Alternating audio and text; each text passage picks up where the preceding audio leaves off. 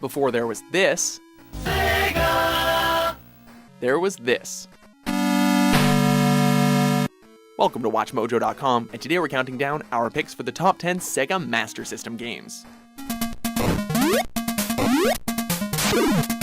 While we all know Sega for the Genesis and a certain blue hedgehog, we will be taking a look at what came before that, Sega's foray into 8-bit gaming, and their first attempt at dethroning Nintendo.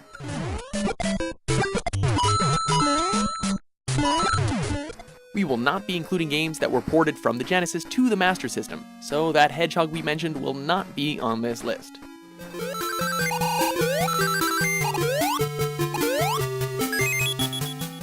Number 10, Fantasy Zone. An invading army, a space adventure, and a sentient spaceship with a name that sounds like a Neopet.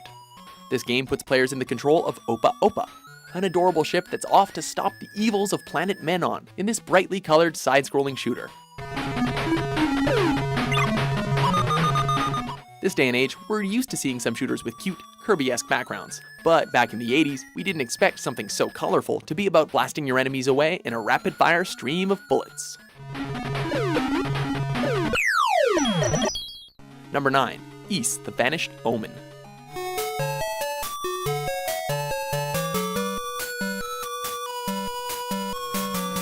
Something wonderful happened with video games in 1987.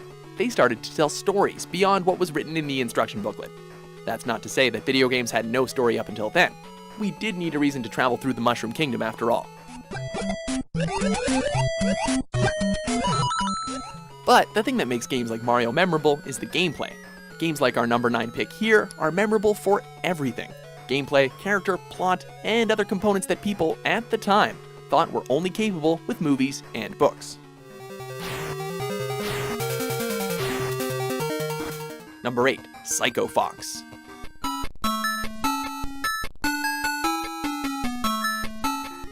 Once upon a time, animal heroes were everywhere in video games. Bats, cats, squirrels, and hedgehogs, there wasn't a woodland creature under the sun that didn't get a go. In this case, we have a fox, who can use a Shinto stick to shapeshift into a hippo, a monkey, or a tiger. As if that weren't enough animals, there's a feathered ally in the fox's quest named Birdfly. Yep, he's named after what he is and what he can do. We weren't the best at naming things back then. Number 7, Shinobi.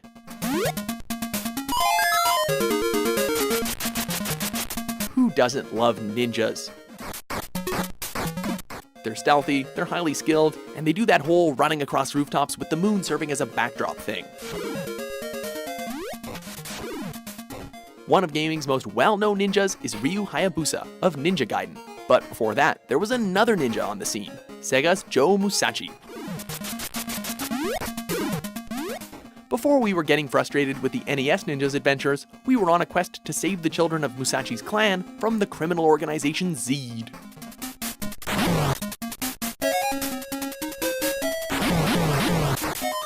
Number 6, Zillion.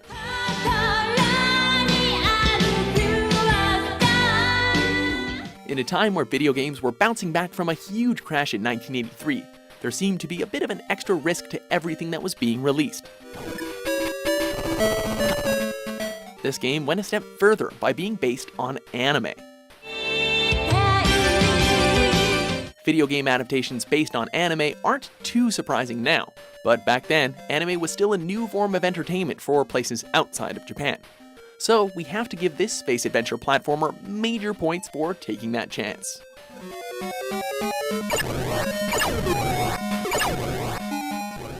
Number 5, Operation Wolf. Operation Wolf. What's better than dumping quarters into a classic arcade machine? Dumping quarters into one that lets you use a gun controller. The year was, yes, 1987, when gamers were introduced to Special Forces operative Roy Adams, and trekked with him across different stages on a mission to rescue hostages. Success in freeing the hostages. The game was a huge success, making it inevitable that it would soon hit home consoles. Sadly, most ports of the game didn't use any sort of gun controller. Fortunately for Sega Master System owners, its port was the exception. Number 4. R-Type.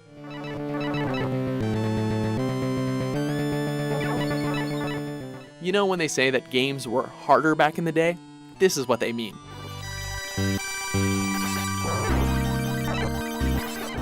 This game worked like most side-scrolling shoot-'em-ups. However, its insane difficulty level set it apart from others like it. Not only did you have to worry about enemies on the screen, but the stages would have a correct way to get through them.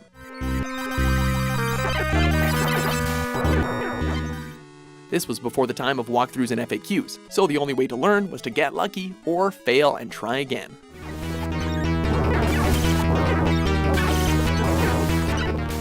Number 3. Wonder Boy 3: Dragon's Trap.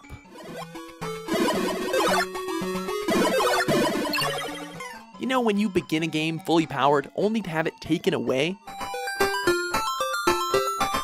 Welcome to the third installment of Wonder Boy. Up until this point, our hero has saved his girlfriend from an evil king and has taken on a dastardly dragon.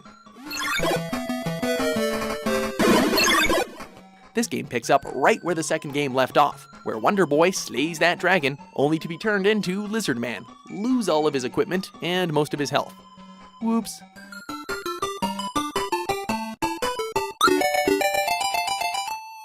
Number 2. Alex Kidd in Miracle World. Before Sega's mascot was a speedy blue hedgehog, it was this kid, spelled with 2 Ds for optimal coolness. While there are several installments of the Kid franchise, the first game is still hailed as one of the best ones in the series, which made the fact that it was included in all Master System consoles internally all the sweeter. A platforming adventure unlike any other, Alex sets out to save the land from the evil Jenkin with the almighty power of punching the crap out of things. You gotta love an 8-bit hero who can punch rocks into pieces.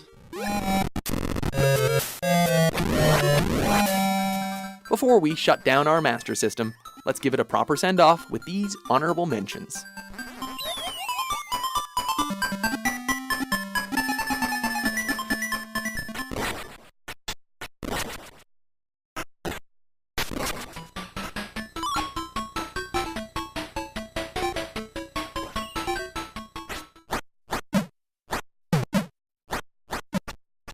Number 7. Phantasy Star.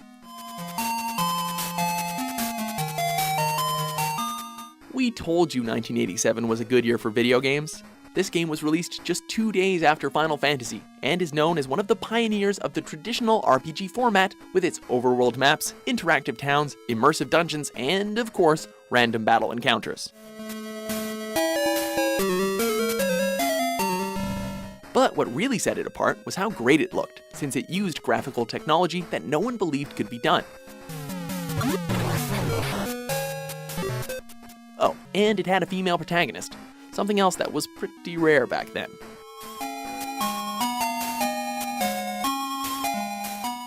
Do you agree with our list? Which Sega Master game makes you want to pull your console out of the closet and boot it up again? For more retro top 10s published every day, be sure to subscribe to WatchMojo.com.